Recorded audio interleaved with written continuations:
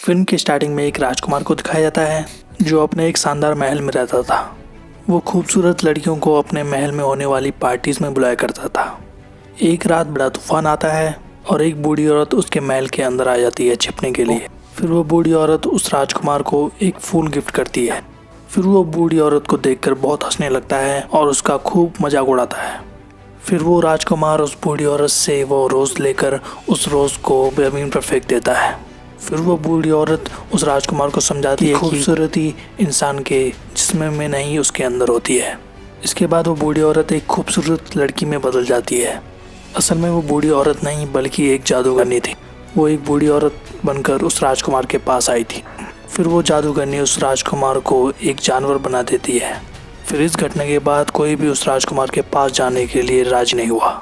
उस जादूगरनी ने जो राजकुमार को जो श्राप दिया है वो श्राप तभी खत्म होगा जब उस फूल की आखिरी पंखुड़ी गिरने से पहले उस राजकुमार को किसी लड़की से प्यार हो जाए और वो लड़की भी उस राजकुमार से प्यार करने लगे। इसके बाद हमें एक गांव में एक लड़की दिखाई देती है जिसका नाम होता है बेल। उसके पिता एक डिज़ाइनर थे। उस गांव में एक लड़का था जिसका नाम गैस्टन था। वो लड़का बेल को चाहता था लेकिन बेल उससे नहीं चाहती थी। फिर एक रात बेल के पिता कहीं जा रहे होते हैं। फिर वो जैसे ही जंगल से गुजर रहे होते हैं तभी उन्हें आगे दिखता है कि उनके रास्ते में आग लगी हुई है। फिर वो दूसरे रास्ते से अपने घोड़े पर सवार हो जाते हैं। फिर वहाँ आकर भेड़िए उन्हें घेर लेते हैं। फिर वो वहाँ से जान बचाने के लिए भागते हैं। फिर वो भागते भागते उस राजकुमार के महल में पहुँच जाते हैं। फिर जब बेल के पिता उस महल में एंटर करते हैं तो उन्हें कोई भी नज़र नहीं आता। वहाँ डाइनिंग टेबल पर कुछ खाना रखा होता है तो वो खाना खाने बैठ जाते हैं। फिर वहाँ पर एक कप पड़ा हुआ होता है। वो बेल के पिता से बातें करने लगता है। उस कप को देखकर बेल के पिता वहाँ से भाग जाते हैं। जब जादूगरनी ने श्राप दिया था उस टाइम जो लड़कियाँ मौजूद थी वो सब इन चीज़ों में बदल गई थी। फिर बेल के पिता वहाँ से भागते भागते उस गार्डन में आ जाते हैं। फिर उन्हें उस गार्डन में बहुत अच्छे अच्छे फूल नज़र आते हैं। इसके बाद वो अपनी बेटी के लिए एक फूल तोड़ लेते हैं।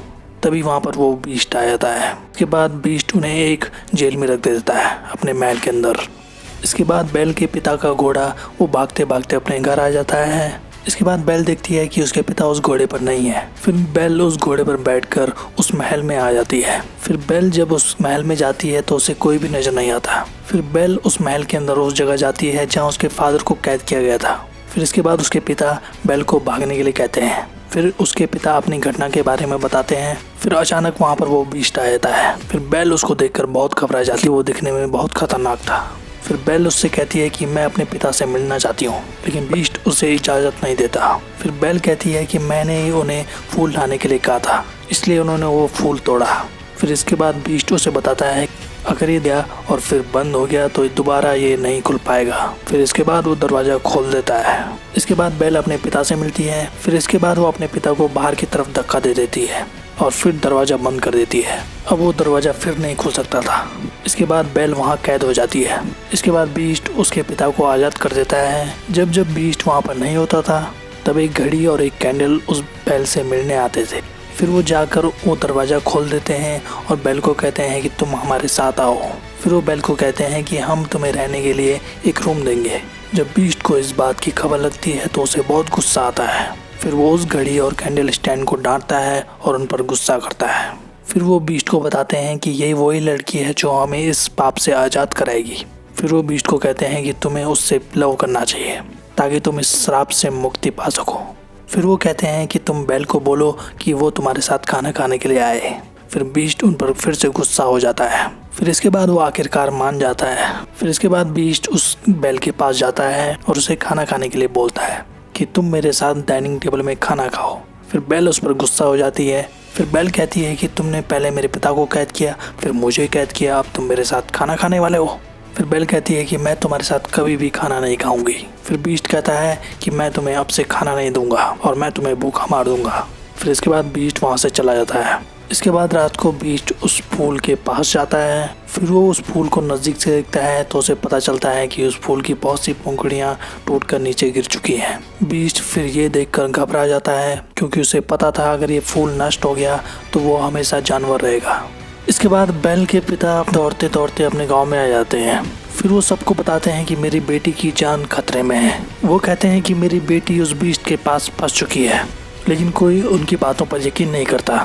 इसके बाद गैस्टोन उसके पिता से बात करता है और वो बेल के पिता को इम्प्रेस करने के लिए कहता है कि मैं वहाँ जाऊँगा और उसे छुड़ा कर लाऊंगा। इसके बाद गैस्टोन और उसका साथी एक जंगल की ओर निकल पड़ते हैं। फिर जंगल में पहुंचने के बाद उन्हें वो रास्ता नहीं मिलता जिस रास्ते से वो गए थे। फिर इसके बाद बेल के फादर पर वो चिल्लाने लगता है और वो कहता है कि बीस्ट नाम की कोई चीज़ नहीं होती। फिर इसके बाद गैस्टोन उसके पिता से कहता है कि मैं तुम्हारी बेटी से प्यार करता हूँ और उससे शादी करना चाहता हूँ, लेकिन बेल के पिता कहते हैं कि ऐसा कभी पॉसिबल नहीं है। इसके बाद गैस्टोन उसे मारने लगता है। फिर वो बेल के पिता के हाथ पांव बांध देता है। फिर इसके बाद वो बेल के पिता को बांध कर वहाँ से चला जाता है। फिर इसके अगले सीन में एक लेडी को दिखाया जाता है जिसे उसके गांव से निकाल दिया गया था और उसका नाम था एगाथा। फिर वो बेल के पिता की जान बचा देती है और उन्हें आज़ाद कर देती है। वहीं दूसरी तरफ बेल उस महल में उस फ्लावर के पास आती है। जैसे ही बेल उस फूल को छूने वाली थी तभी वहाँ पर बीस्ट आ जाता है। इसके बाद वो बीस्ट बेल को चिल्लाकर वहाँ से भगा देता है। इसके बाद बेल उस महल से घोड़े पर भाग जाती है। तभी वहाँ पर बहुत सारे भेड़िए आ जाते हैं और बेल को घेर लेते हैं। तभी वहाँ पर बीस्ट आ जाता है और वो भेड़ियों को मारता है और इस लड़ाई में वो घायल हो जाता है। इसके बाद बेल उस बीस्ट को देखती है कि वो घायल हो चुका है और बेहोश हो चुका है। इसके बाद बेल उससे कहती है कि मैं तुम्हें उठा नहीं सकती, तुम्हें खुद उठना पड़ेगा। इसके बाद बेल उस बीस्ट को अपने घोड़े पर उठाकर उसे महल में ले जाती है। इसके बाद उस महल में रखी हुई चीज़ें खुश हो जाती हैं कि बेल वापस आ गई। फिर इसके बाद बेल उस बीस्ट का इलाज करती है। इसके बाद बीस्ट बेल को अपनी लाइब्रेरी में ले जाता है जो बहुत बड़ी थी और वहाँ बहुत सी किताबें थी। इसके बाद बेल उन बुक्स को देखकर बहुत खुश हो जाती है। फिर बीस्ट कहता है कि तुम यहाँ पर रहकर हमेशा यहाँ पढ़ सकती हो। इसके बाद बीस्ट और बेल बहुत वक्त साथ में गुजारने लगे। इसके बाद तो वो दोनों साथ में खाना खाने भी लगे। इसके बाद बीस्ट बेल को एक जादुई बुक दिखाता है और वो कहता है ये बुक मुझे एक जादूगरनी ने दी थी कि इस बुक की वजह से हम किसी भी टाइम में जा सकते हैं। इसके बाद बेल उस बुक की मदद से पास्ट टाइम में चले जाती है अपनी माँ के पास। फिर वो देखती है कि उसकी माँ को इन्फेक्शन हो चुका था और उसकी माँ ने बेल के पिता से कहा था कि तुम बेल को लेकर हमेशा के लिए दूर चले जाओ ताकि मेरी बेटी भी इसके संपर्क में ना आए। फिर इसके बाद वो प्रेजेंट टाइम में आ जाती है। इसके बाद कैंडल स्टैंड बीस्ट से कहता है कि तुम्हें अपना प्यार इज़हार कर देना चाहिए। फिर बीस्ट कहता है कि वो मुझसे प्यार कभी नहीं करेगी। फिर इसके बाद वहाँ मौजूद सभी चीज़ें बीस्ट को मनाती हैं। फिर इसके बाद वो बीस्ट को तैयार कर लेती हैं और फिर बेल को भी तैयार कर लेती हैं। इसके बाद वो दोनों महल में डांस करने लगते हैं।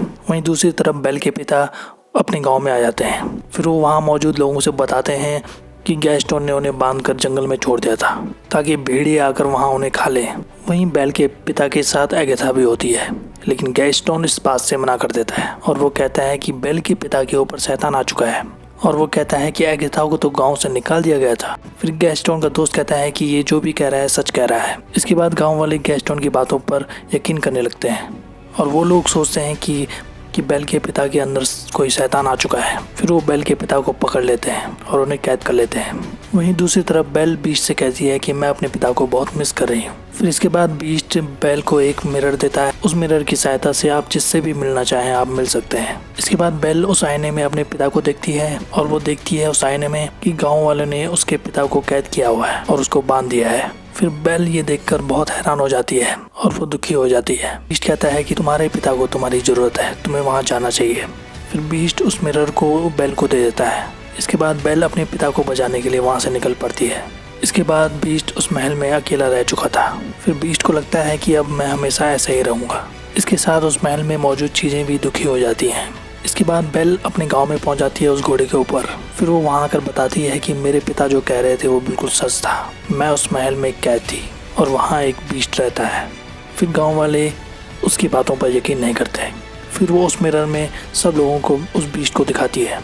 फिर वहाँ मौजूद सभी लोग बीस्ट को देखकर उस मिरर में बहुत हैरान हो जाते हैं और डर जाते हैं। फिर बेल उनसे कहती है कि वो खतरनाक नहीं है, तुम्हें उससे डरने की ज़रूरत नहीं है, वो तुमसे काफ़ी अच्छा है, वो किसी को भी नुकसान नहीं पहुंचाएगा। फिर गैस्टोन को शक होने लगा कि बेल अब उस बीस्ट से प्यार करने लगी है। फिर इसके बाद गैस्टोन सबको भड़काता है। वो कहता है उस बीस्ट ने इस बेल के ऊपर जादू कर दिया है। फिर वो कहता है कि इसके पिता के साथ इसको भी कैदी बना दो। फिर वो गाँव के लोगों से कहता है कि हमें उस महल में जाना चाहिए और उस बीस्ट को मार देना चाहिए, वरना वो इस गाँव में आकर सबको मार डालेगा। इसके बाद गाँव के सारे लोग उस महल में चले आते हैं। इसके बाद उस महल में मौजूद चीज़ें उन लोगों पर अटैक करती हैं, लेकिन गांव वालों को पता नहीं चलता कि हम पर कौन अटैक कर रहा है। इसके बाद गैस्टोन उस बीस्ट के पास चला जाता है। वहाँ बीस्ट बहुत उदास हो रखा था। फिर गैस्टोन बीस्ट से कहता है कि तुम्हें क्या लगता है वो लड़की तुमसे प्यार करती है, बल्कि वो तुम्हें मारना चाहती है, इसलिए उसने हम सबको तुम्हें मारने के लिए भेजा है। फिर वो बीस्ट पर गोली चला देता है। फिर इसके बाद बीस्ट वहाँ से नीचे गिरने लगता है। तभी वो एक छत को पकड़ लेता है। जैसे ही वो दूसरी गोली चलाने वाला होता है तभी बेल वहाँ पर आ जाती है। इसके बाद बेल गैस्टोन की बंदूक पकड़ती है। तभी गैस्टोन नीचे गिर जाता है और गैस्टोन की बंदूक भी उसके हाथ से छूट जाती है। इसके बाद बेल उस बीस्ट को बताती है कि मैंने गांव वालों को रोकने की बहुत कोशिश की मगर वो नहीं रुके। इसके बाद बेल की बातें सुनकर बीस्ट के अंदर ताकत आ जाती है और फिर वो गैस्टोन से लड़ने जाता है। फिर इसके बाद वो गैस्टोन को गर्दन से पकड़ लेता है। फिर बीस्ट जैसे ही गैस्टोन को फेंकने वाला होता है तभी वो गैस्टोन को छोड़ देता है और गैस्टोन को मौका देता है कि तुम यहाँ से चले जाओ। इसके बाद गैस्टोन वहाँ से भाग जाता है। इसके बाद वो गैस्टोन पीछे से गोलियाँ चलाता है। फिर गोली जाकर बीस्ट के पीछे से लग जाती है और बीस्ट नीचे गिर जाता है। फिर जहाँ पर गैस्टोन खड़ा था वो जगह टूट जाती है और गैस्टोन नीचे गिर जाता है खाई में और गैस्टोन मर जाता है। इसके बाद बीस्ट बहुत घायल हो जाता है। इसके बाद बेल उसको देखकर रोने लगती है। इसके बाद उस फूल की आखिरी पंखुड़ी भी गिरने लगती है। फिर उस पंखुड़ी गिरने के बाद बीस्ट बिल्कुल खामोश हो जाता है। फिर उस महल में जो भी चीज़ें थी वो सब बेजान हो जाती हैं। इसके बाद बेल अपने प्यार का इजहार कर देती है बीस्ट से। तभी वहाँ पर एगाथा आ जाती है। वो एगाथा कोई और नहीं थी बल्कि वो ही जादूगरनी थी जिसने उस राजकुमार को बीस्ट बनाया था। फिर एगाथा यानी वो जादूगरनी ये सब देखकर इसके बाद वो बीस्ट को पाप से मुक्त कर देती है। इसके बाद वो बीस्ट पहले जैसा राजकुमार बन जाता है। इसके बाद बेल ये देखकर बहुत हैरान हो जाती है और वो बहुत खुश हो जाती है। इसके बाद उस महल के अंदर चीज़ें भी अपने रूप में आ चुकी थी और जिंदा हो चुकी थी। इसके बाद सब कुछ ठीक हो जाता है और ये मूवी ख़त्म हो जाती है। तो आज के लिए बस इतना ही। ऐसी वीडियोस देखते रहिए हमारे चैनल पे। Thank you so much.